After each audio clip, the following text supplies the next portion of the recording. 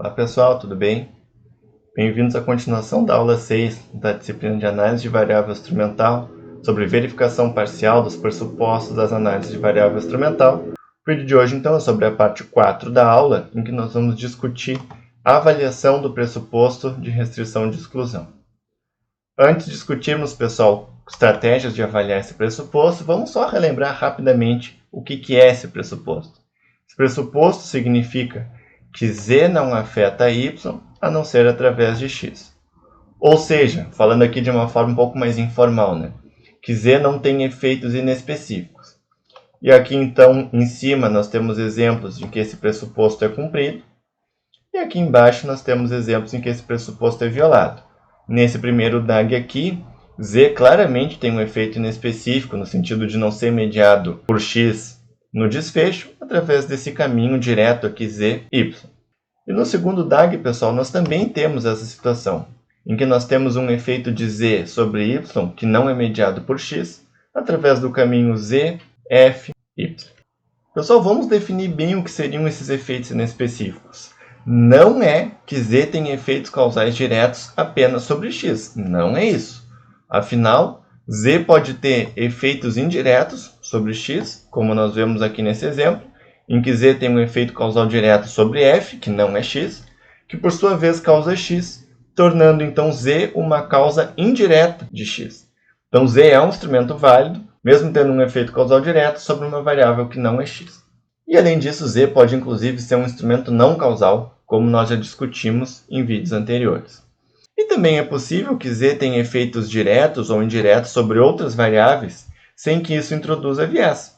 Aqui, por exemplo, nós temos uma situação em que z, x e y são causas de f.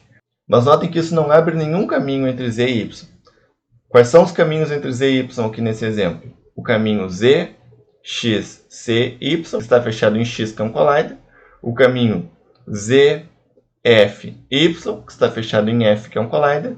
E o caminho z, f, x, c, y, que está fechado em f, que é um collider.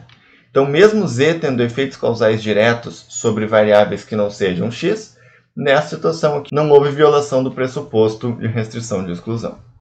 Então, a que efeitos inespecíficos, pessoal, se refere o pressuposto de restrição de exclusão? O pressuposto de restrição de exclusão postula que z não afeta causas diretas ou indiretas de y, exceto x, evidentemente. Isso inclui, então, confundidores da associação entre x e y, como ilustrado aqui pela variável f, mediadores do efeito de x sobre y, como aqui ilustrado também pela variável f, ou mesmo outras causas de y, ou seja, causas de y independentes de x, como também ilustrado aqui pela letra f. Como que nós podemos avaliar esse pressuposto? Na verdade, esse processo é muito similar à avaliação do pressuposto de independência. Quando nós avaliamos independência, nós avaliamos a associação entre z e preditores de linha de base do desfecho.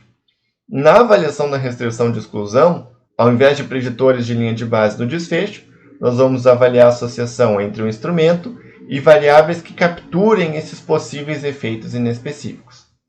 E essa similaridade no processo de avaliação desses pressupostos é algo que faz sentido e que é até um tanto esperado. Afinal, a finalidade dos pressupostos de independência e restrição de exclusão é a mesma, que é garantir que não existam caminhos abertos entre z e y, a não ser aqueles mediados por x. No entanto, pessoal, é importante nós termos cuidado quando nós avaliamos o pressuposto de restrição de exclusão, porque a gente espera, é esperado que z esteja associado com consequências de x, que eu estou chamando aqui de m, e mediadores do efeito de z sobre x, que eu estou chamando aqui de v. Se essas variáveis, então, m ou v, forem causas de y, nós não vamos ter como avaliar, sem análises de pressupostos adicionais, a validade do pressuposto de restrição de exclusão. Então, a avaliação desse pressuposto ela é um pouco mais complexa do que a avaliação do pressuposto de independência, justamente porque ela envolve variáveis pós-z. A avaliação do pressuposto de independência ela envolvia a avaliação de variáveis pré-z, ou seja, variáveis de linha de base. E essas variáveis, portanto, não poderiam ser consequências de z, nem de x. No entanto, na avaliação da restrição de exclusão, nós vamos estar avaliando variáveis que podem ser, por exemplo, mediadores do efeito de x sobre y, ou mediadores do efeito ou da associação de z e x, o que adiciona, então, uma camada adicional de complexidade. E, de uma forma geral, pessoal, quando nós estamos avaliando esse pressuposto, nós podemos, de forma geral, é claro, sempre temos que considerar as características particulares de cada estudo, mas, de forma geral, os seguintes critérios suportam que esse pressuposto seja válido. O primeiro deles é que a associação entre z e x seja mais forte do que a associação entre z e possíveis efeitos inespecíficos. Ou seja, mesmo que eventuais efeitos inespecíficos existam, desde que eles sejam muito pequenos em comparação à associação entre z e x, o viés em geral vai ser de menor importância. Um segundo critério, então, é que a associação entre z e x seja mais forte do que a associação entre z e possíveis mediadores do efeito de x sobre y. Por quê, pessoal? Porque qualquer associação entre z e mediadores do efeito de x sobre y deveria ser mediada por x, caso z seja um instrumento válido.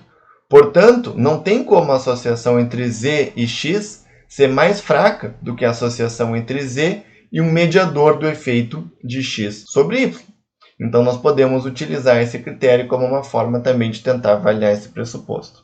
E o terceiro critério, então, seria a gente observar associações fracas ou nulas entre z e fortes preditores do desfecho que não sejam plausíveis mediadores do efeito de x sobre y. Nessa situação, então, nós teríamos mais uma indicação de que esse pressuposto é válido. O vídeo de hoje fica por aqui. Espero que o conteúdo tenha ficado claro e nos vemos, então, na parte 5 da aula 6. Até lá!